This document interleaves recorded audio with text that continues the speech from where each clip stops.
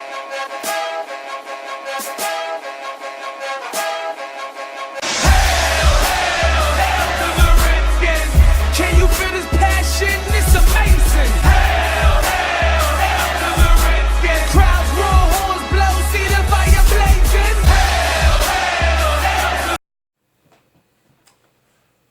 is going on, Internet? This is JD coming out with another video from Redskins Draft. Hail to the Redskins. This is a video kind of going over a couple things that have happened the last few weeks with the Redskins, their draft, their rookie mini camp, a couple things like that. I just got married. That's one reason why I haven't been posting a video the last 2 weeks or so. My last video, I had a couple comments. Some people say some things on it. Let me just make something clear. I'm not sitting here saying Dwayne Haskins is a bust. Now, if your little feelings get hurt because I say that, then you probably shouldn't be watching my videos. So I'm going to say other things that hurt your feelings, okay? I didn't give a shit about how many people like Kirk Cousins. I'm still going to mention that. And I'm going to mention my opinions about other players, okay? Now, I didn't say Haskins was a bust. All I said was that the Washington Redskins, I think we're going to regret not trading for Rosen. That's all I said. I didn't say that Haskins would be a bust.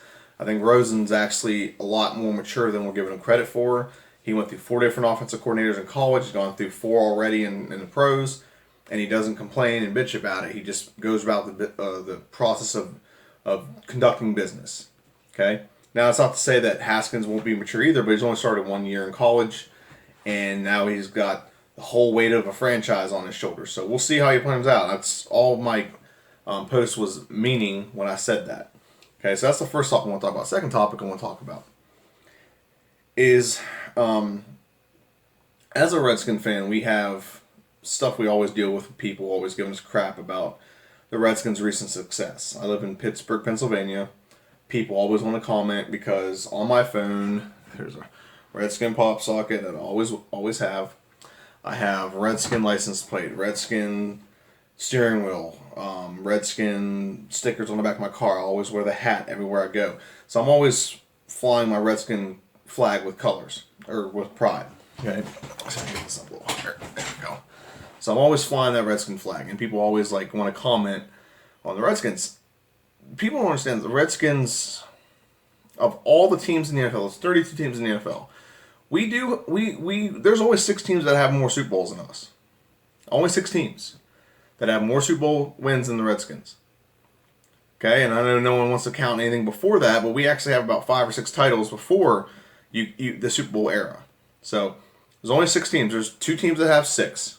That's the Pittsburgh Steelers, who play in a weak conference, and the New England Patriots, who also play in a weak division. Let me rephrase that. They play in weak divisions. Okay. The Redskins would love to play Cincinnati, the Ravens, and the Browns every year. I mean, we're guaranteed at least 4 wins right there just by playing those 4 to 5 wins by playing those teams. Not now because the Browns are pretty good, but in the past 20 years, yeah, they've been wonderful to play that. Okay, and then the New England Patriots are playing the Bills, the Jets, and the Dolphins. We have a great record against all those teams, so they're always in a cakewalk to get into the playoffs and usually get a first-round bye because their division's so weak. So those teams, and the Patriots done it all recently. Steelers have only won 2 since the 70s. So there's 6, okay? And then the ones that have 5 are only 2 teams. You have the 49ers, okay? And again, they won all theirs from 1982 till 1995 or 94, whichever year it was. And the Dallas Cowboys, who they've been to 8. I think they've been to the second most. They've been to 8 and lost. Lost 3. So they've won 5. So and they're in our division. So that's another team in our division. And the teams that have won 4 are the Giants and the Green Bay Packers. So if you haven't been keeping track, 2 teams that have won more Super Bowls than the Redskins are also in their own division. Okay, our division is the best division in football, in the history of football, hands down. We have 3 Super Bowls. We have 3 wins. We have 5 appearances. We have 5 appearances. The Cowboys have 8, so there's 13. The Giants have, I believe it's 8. I don't know if they lost another one sometime, but I believe it's, I can look it up real quick. Google, just to be safe. And then the Eagles have also had 3. How many?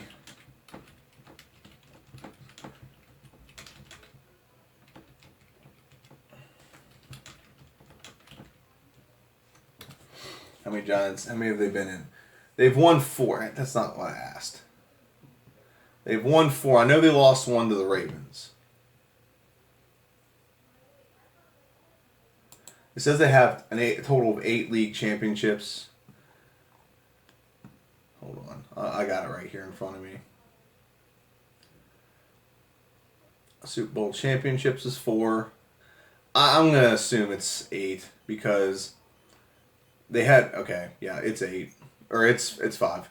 They lost 1 to the Ravens. So I'm going to stick by that. If I'm wrong, someone correct me. But I mean, it's just going to add to my argument because my argument is the Washington Redskins. I've got hair poking right there. So that's 5 from the Redskins, 5 from the Giants. There's 10. You have 8 from the Cowboys, so that's 18. And then you have 3 appearances from the Eagles. So that's 21 appearances. That's almost half the amount of Super Bowls that they have right now. It's come from one division in football. We're also the most highest valued franchises.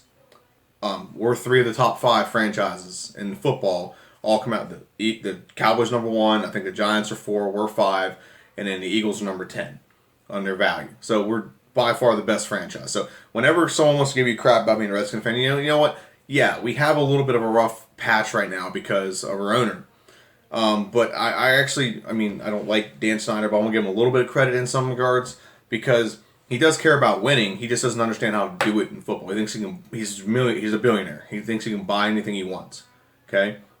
The problem with that is you can't buy a good football team, okay? And that's what he's not used to. Is he's not used to not buying what he wants. He's not used to building a team. He wants to win. I mean, I believe him whenever he says he wants to win. He just goes about it the wrong way. So, and I think he's kind of converting over a little bit more to letting football people make football decisions. But for the most part, yeah, don't take that crap from people. Use the things I just told you. There's only 6 teams that have more Super Bowls than us. So and we're one of the best teams of the 80s for sure. We got a Super Bowl in the 90s. We just don't have a good owner, okay? We probably have one of the best coaches of all time in Joe Gibbs. So there's a lot of things that the Redskins can take away. Not to mention, we probably would have been to a couple more Super Bowls if we wouldn't have lost Joe Theismann. Okay, when your franchise quarterback breaks his leg in the midst of all your Super Bowl runs, that's going to have a devastating effect on how many championships you can get to in a certain amount of time. If it wasn't for the 49ers, we would have definitely been the team of the 80s. We were consistently good every year. Okay? So with that being said, now I want to get to the real topic of the video, the main topic, and which is talk about Dwayne Haskins, and I'll talk about the draft, and they'll kind of go hand in hand. I kept seeing posts in like polls where people were asking if Dwayne Haskins should start or not. I think it's unequivocally yes, and like it's not even a debate that he should start. I mean, if we're going to spend a first-round pick, the Redskins are going to spend a first-round pick on the guy, he needs to start right away. Okay? Now, this will go back to a little bit of something I've said earlier, where I don't think the Redskins were going to pick him. They weren't hell-bent on him, let me rephrase it. Here's why. In the history of the Redskins, let me just ask anyone out there who's a Redskin fan, when have the Redskins not traded up for someone that they really want? When is Daniel Snyder not traded up for someone he really wants? Okay? So I think the Redskins were just sitting back and it was like, if Daniel Jones is here, we'll take him. If Dwayne Haskins is here, we'll take him. If neither of them are there, we'll take what we can get and we'll trade back. Okay? So that's why I don't believe that that they really wanted that guy. They really wanted Dwayne Haskins. I think they were just taking what was available. Best player available at the position they really needed, which was quarterback. Okay? I think if neither one of them been there, they'd have probably gotten Drew Lock in the second round or something like that. Okay? So I think because of that, and they didn't trade up to get the guy, that would just prove that if they didn't start him right away, that he wasn't the guy that they were hell-bent on getting to start with. And I think you have to start him. I mean, you can do what the Browns did last year and screw up a whole season by not starting your best quarterback right away and losing a couple games early, and then you don't make the playoffs. The Browns easily could have made the playoffs last year. They tied the Steelers. Baker Mayfield would have won that game, and I think they barely lost to the Saints in the second game. They would have won that game. Okay? He'd have been the difference maker in a lot of those games.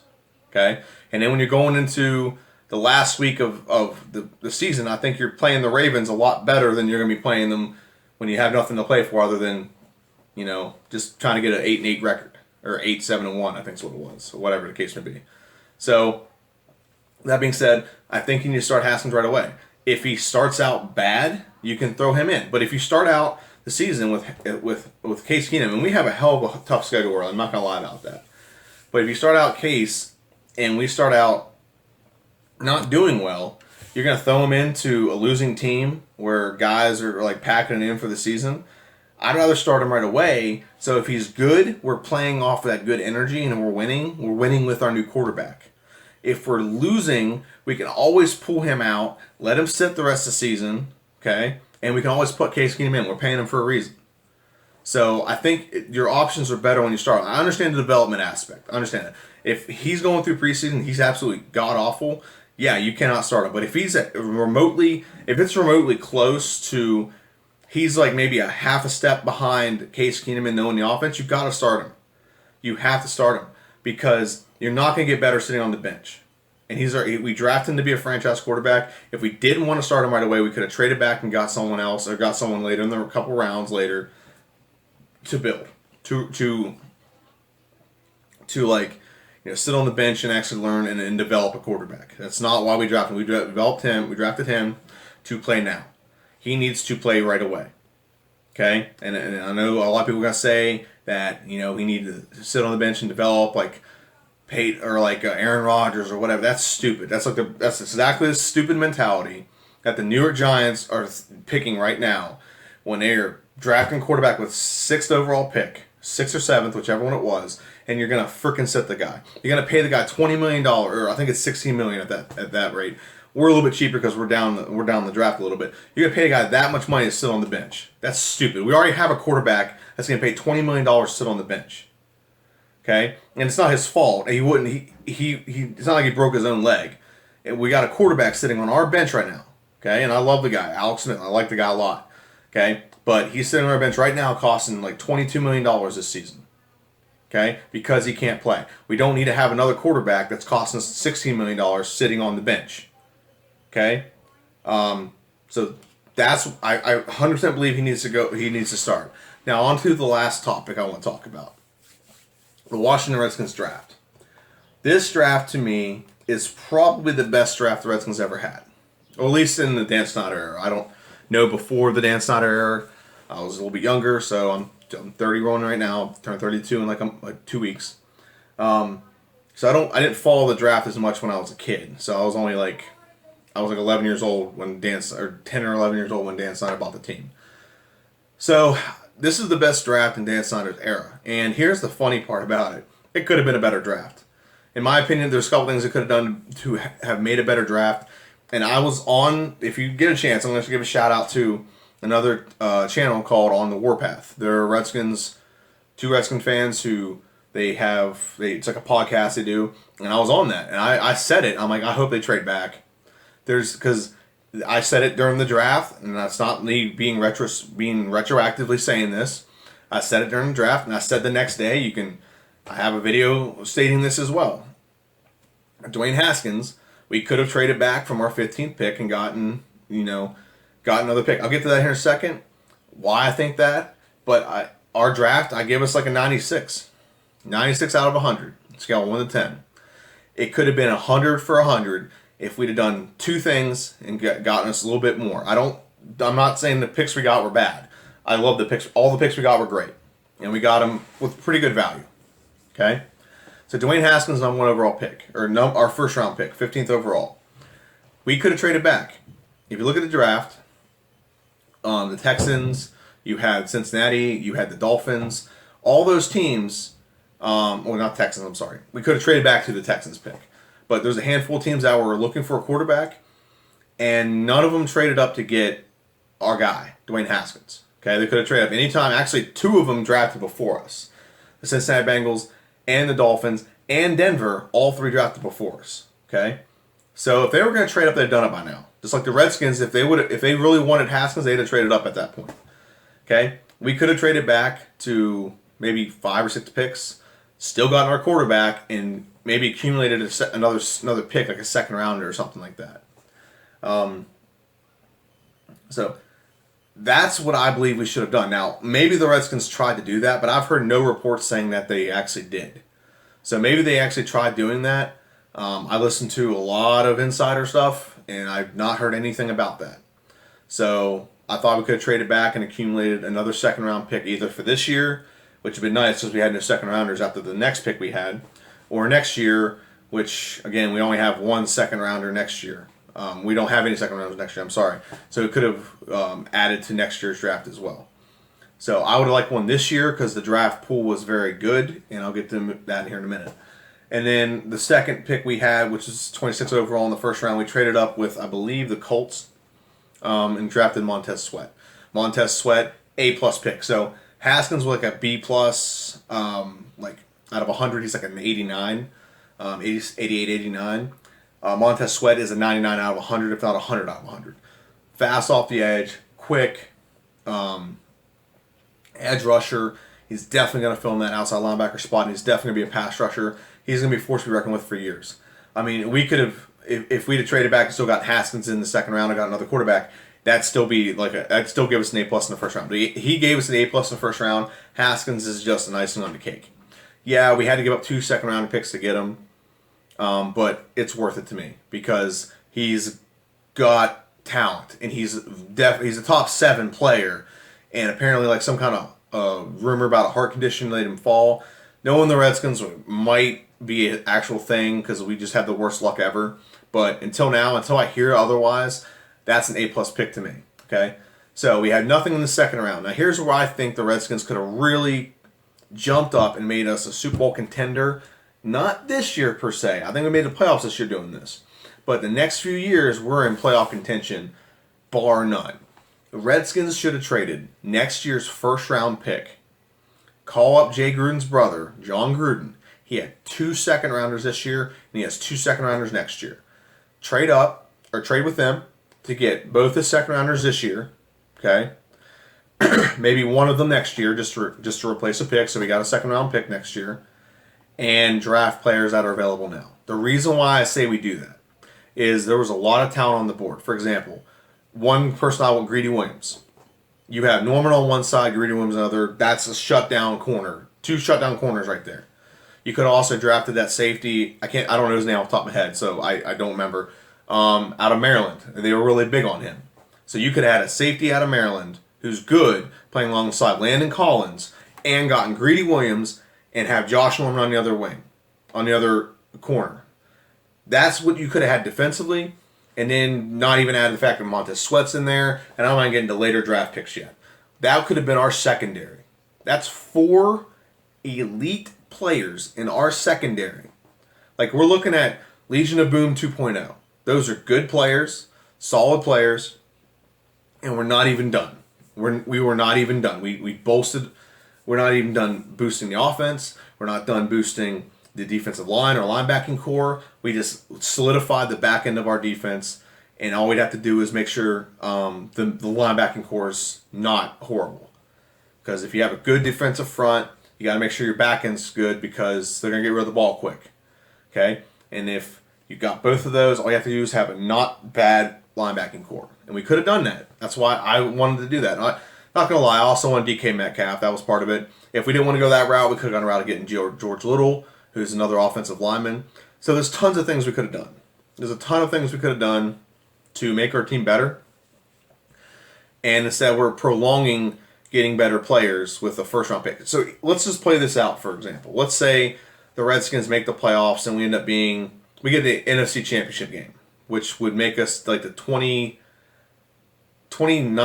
pick or 30th pick. Okay, so let's say that's our pick next year, first round. And the Raiders suck. The Raiders are in a tough division. They have 2 very good teams in their division. They have the Chiefs and the Chargers. And who's the third team? Denver. So the Chiefs and Chargers, even Denver's not a bad team. Okay, at least they have a good defense. Okay, so if John Gruden still wets the bed and doesn't make this team any better, imagine what if we're getting like a first round. They're getting like a first or second overall pick. So now we go from drafting 30th to drafting like 34th because it's a second pick in the fourth. So it wouldn't have been that much of a drop. Now, if we end up being horrible and get the first overall pick and they end up winning the Super Bowl, is a large. I get that, but I don't think we're going to be bad this year doing these picks because we're playing guys that we know are going to be good. We know the draft this year. We know the talent and the caliber of the players this year. That I don't understand why we wouldn't want to get that now and rather than prolong it for a year. But we didn't do that, so we ended up not drafting second round. That's just what I would have done, just being honest. I would have traded away next year's first rounder. Sorry about that. My wife was cooking. So that's just what I think the Redskins should have done with the second round of this year's draft. Go get talent, and we know it's going to be good. And we could have had a lot of starters just out of this draft. I mean, we got a lot anyway. I'll go over the rest of the pick. We could have literally accumulated 12 players out of this draft that could have made us so much better this year, and the future is going to be much brighter. It's going to be bright, but it's still going to be much brighter because we could have accumulated guys that get another year of experience under their belt. Okay, so round 3, we drafted Terry McLaurin, whatever his name is, wide receiver from Ohio State. Good player. He's a good receiver. He's a speedy receiver. That's one of the benefits to him. I'm trying to get his attributes here. He is, how tall is he? Well, I don't want to know about buying a net set. Thank you, though. Yeah, they ain't showing his height. That's really weird. Okay, so I think he's about like 6. He might be like 6 feet. Let me just Google search him. Okay, height. Combine numbers. He ran a 4.35, which is pretty good. His height is 6 feet tall. Okay, so that's what I wanted to know. About 210 pounds, 6 feet tall. Didn't do really well on the bench press, but he's a good receiver. He's got speed, and he has a lot of chemistry with our quarterback, which is one of the benefits to getting him. He has a lot of chemistry with our quarterback, so don't have to worry about an adjustment phase with him. Apparently, in the rookie minicamp, he's already had some pretty good catches and pretty good chemistry is showing. So we traded away our second, third round pick to get 2 fourth rounders because we didn't have any fourth rounders this year, and we got Bryce Love, kid out of Stanford. I don't understand this pick. Okay, I understand it. But I don't know why we would have picked him that high. Here's why. We have Geis, and we have Adrian Peterson, and we have Thompson. Geis, I have not heard anything whether he's supposed to be good to go and healthy for game 1 this year, but we haven't really heard anything else on beyond that. So why would you draft another running back that's injured? That doesn't make sense to me. Why you would draft another injured running back?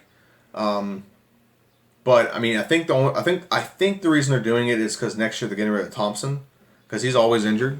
So the best thing to do is to just draft someone this year. He'll be healthy next year. He seamlessly replaces. I mean, he is in this draft. What's crazy? We got 2 Heisman Trophy candidates. Haskins and Love have both been Heisman Trophy candidates in the last 2 years. So that's probably why we did it. Hopefully we don't need him to play right away because I don't think he's going to be able to play right away. Wes Martin is the next pick we had.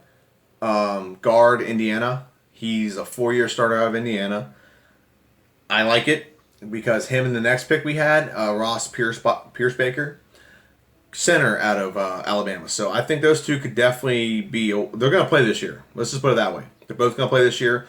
And when you can start 4 years somewhere, that's good. That's a good sign, especially when you're going to Alabama because you got to play the best defensive lineman in the league. I mean, the SEC is the second best football league in the world. You're playing the best defensive linemen across the board consistently.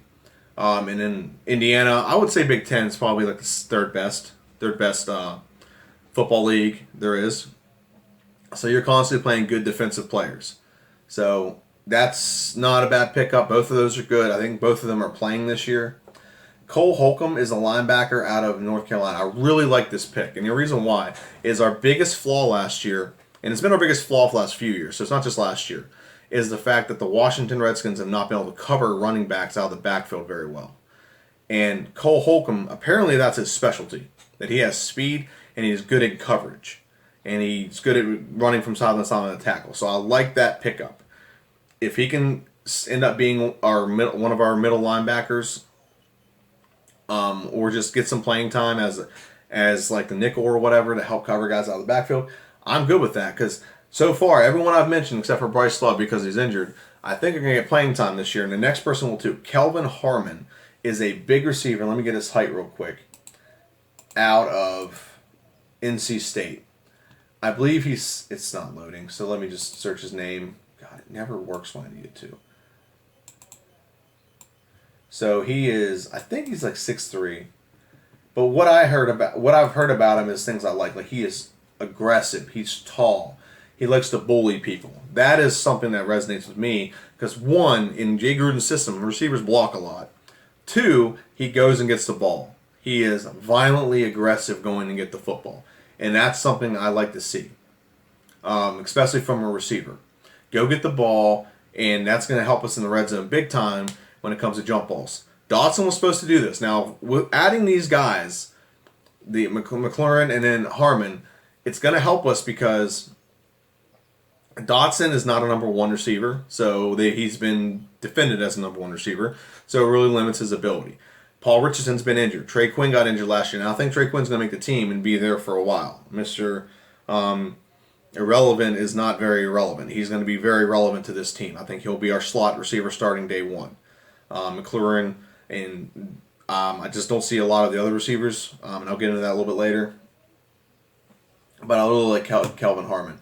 He doesn't have the greatest speed, but he attacks the ball when the ball's thrown to him. Okay.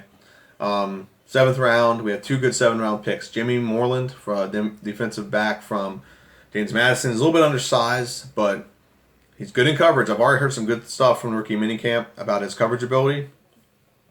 And if he gets his hands on the ball, it's game over because he had 6 pick 6 last year. That's pretty darn good. That 6 pick 6. So granted, he doesn't play in the greatest league. But the benefit to some of the smaller school guys is that they have a little bit more of a chip on their shoulder. I mean, look at Josh Norman. He played at a smaller school. And then the last pick in the draft, or our last pick, not the last pick in the draft, second last pick actually, is Jordan Brailford, edge rusher, Oklahoma State. He led the Big 12 in sacks last year. Now, that ain't saying much. Actually, kind of says a little bit because the Big 12 doesn't play a lot of defense. So the fact that he led the Big 12 in sacks, I don't think he'll start. Don't get me wrong. He's not going to put anyone on the bench. He's not going to put Matt Ioannidis on the bench or whatever. But he'll get playing time. He's definitely got a skill. And that's what I like about this draft. That's why this draft gets a 96 out of 100, like an A+ for me, is because everyone we got could impact this team this year. Okay, the only ones I think that won't, Moreland may be too small and might need another year to develop. And I think Jordan Brailford was a little small for the edge. But hey, unless he's like super, looking at his size, he could definitely play linebacker. He's 6'3", 252, so he's kind of a tweener. He's kind of a little bit too small to play line, a little bit too big to be a linebacker. But if he has the speed to compensate, I think he can do that. And in today's NFL, you don't have to be super big to be effective. Look at this. Sam Darnold is not the biggest guy in the world. He's not your normal defensive tackle. He's just super quick and he has good skills. He's a very skilled player. So you don't have to have all those things to be successful. So looking at this draft, I mean, if you look at our roster, so I'm going to make sure I get everyone's name right. Defensively, defensive line is looking at, you have Jerron Payne and Tim Settle are defensive tackles. They're not both going to start, but those are the tandem we have. Okay. At one of the ends, you have Matt Ioannidis, and at the other end, you have Jonathan Allen, and you have Brailford that can give that can sub for people. You have I think we have Caleb. What's his name? Caleb Brantley, I think is his name. He's going to be able to sub for people, so we have depth at both those positions. Not to mention Kerrigan can play end. He'll play in passing downs, but he starts at outside linebacker. Montez Sweat can definitely come in and either play at the edge or outside linebacker. You have Ryan Anderson. You have middle linebackers in Mason Foster and Reuben Foster. I think Mason Foster's going to be out the door soon. I see Sean Dunn Hamilton and the kid we just drafted, Holcomb, possibly pushing him out the door.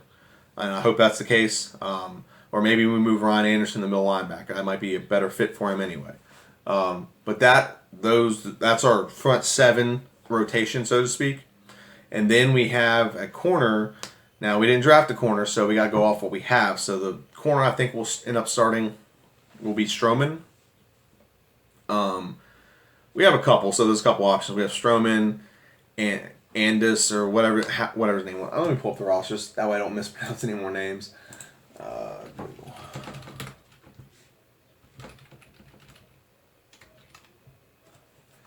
There we go.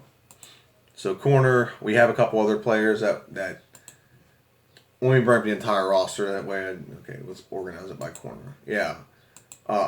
Andros Alexander, that's what I meant to say. So,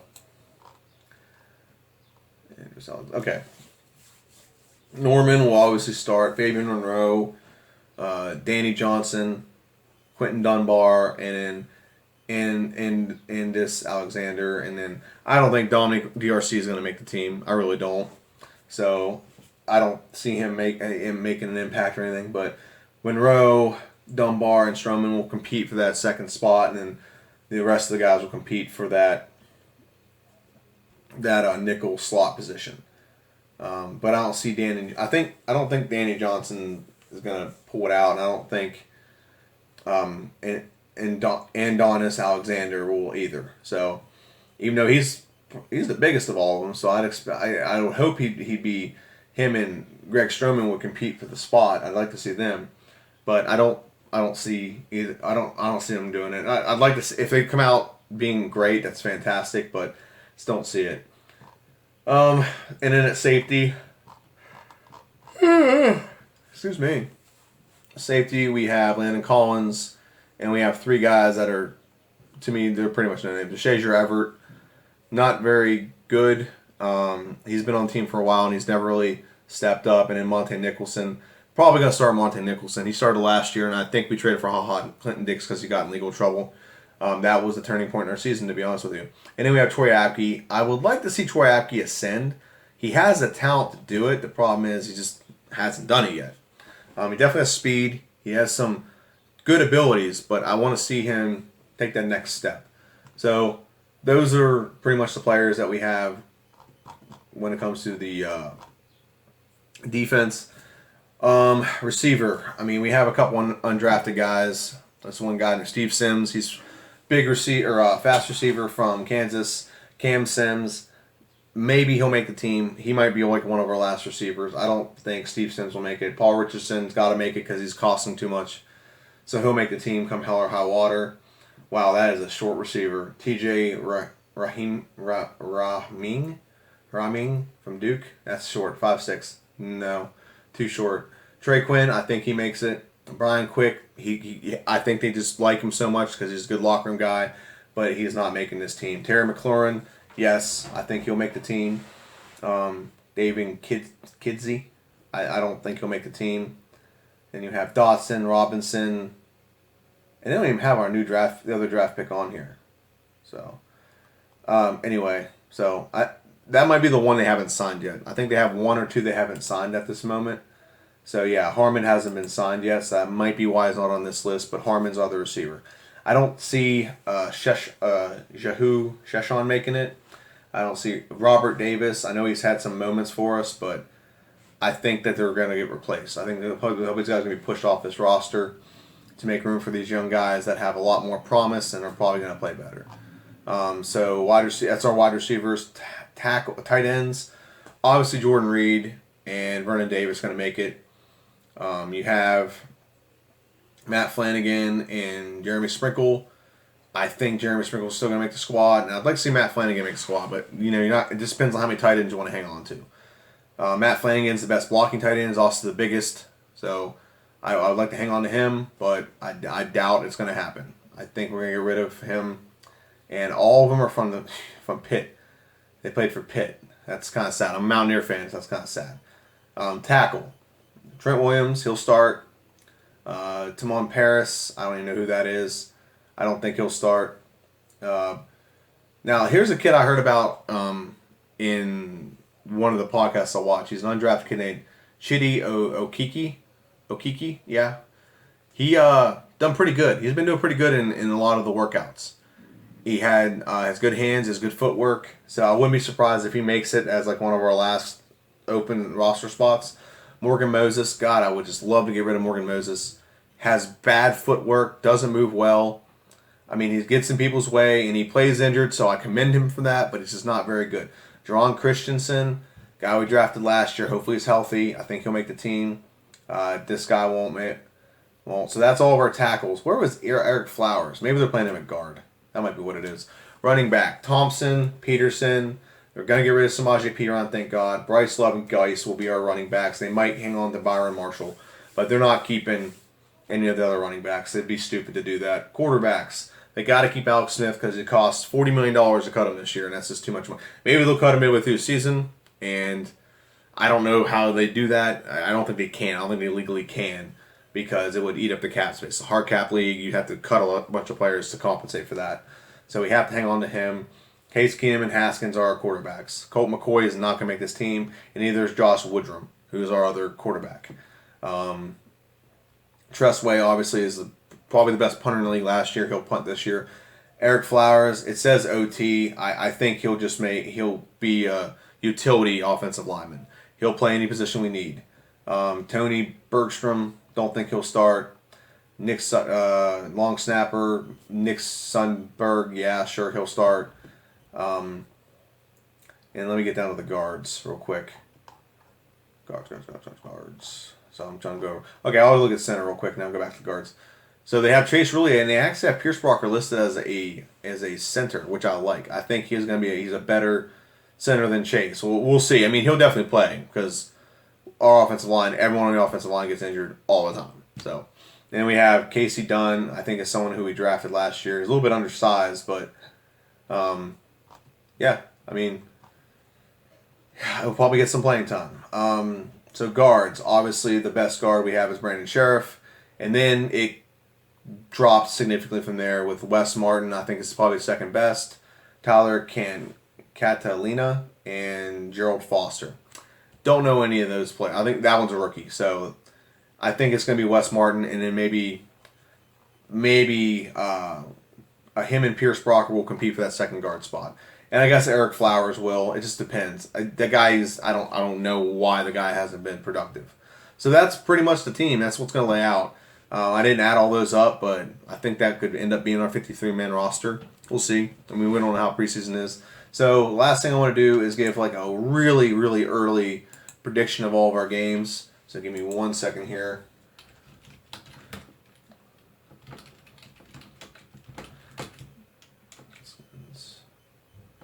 2019 football schedule. So I'm not gonna go over preseason. I mean, I don't really care. It doesn't really matter if we win preseason or not.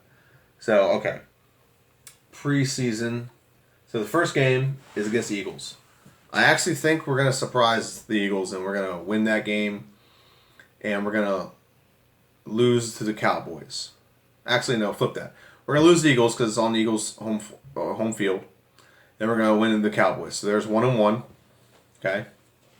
Beat the Bears, beat the Giants, and we're gonna lose the Patriots. So start season 3-2, which I actually think will be a win for us, considering how tough those first 5 games are. 3 of those teams are playoff teams. 4 of those teams are playoff teams. Eagles, Cowboys, Bears, and Patriots are all playoff teams, and 3 of them are division winners.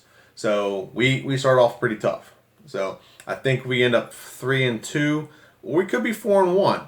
Patriots don't always start off great.